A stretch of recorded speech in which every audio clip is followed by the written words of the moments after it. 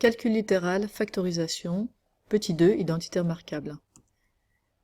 Quand on factorise, n'oubliez pas, on devra toujours commencer par chercher les facteurs communs, ce qu'on a vu dans la vidéo précédente. On va utiliser les identitaires marquables une fois qu'on aura fait cette étape de reconnaître les facteurs communs. C'est le contraire de quand on développe. Quand on développe, on commence par les identitaires marquables si on a l'occasion, pas dans le cas de la factorisation. Maintenant que cette remarque a été faite, attaquons-nous aux fameux identitaires marquables pour factoriser.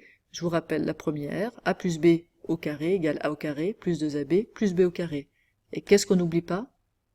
Le double produit, bien sûr.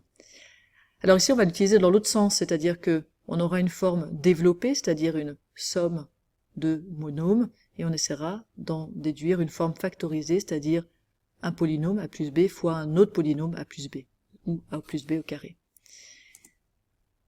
On applique un exemple, on va appliquer ici à 4x au carré plus 12x plus 9. On reconnaît l'identitaire marquable numéro 1, pourquoi? Alors d'abord parce qu'elle a 3 termes, et puis le premier terme, 4x au carré, c'est un carré, il faut que ça commence par a au carré. Le dernier terme, celui qui est numérique, c'est plus 9. Il faut que ce soit aussi un carré, il faut que ça puisse écrire sous la forme b au carré. Alors ça suffit pas, il faut en plus vérifier que le double carré convient et est adapté au choix qu'on aura pour a et b. Alors on va faire ça maintenant. Donc mon a au carré c'est 4x au carré, ce qui veut dire que mon a c'est 2x.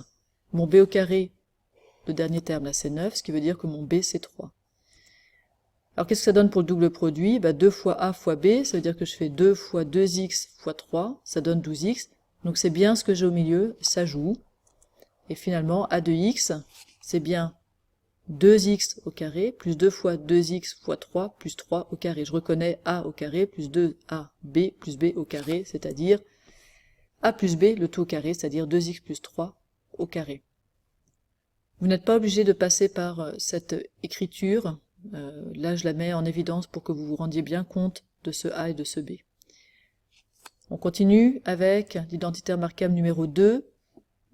Je vous rappelle, elle dit quasiment la même chose que l'identitaire marquable numéro 1, sauf que il y a un moins ici dans la parenthèse, et puis il va y avoir un moins devant le double produit. On applique.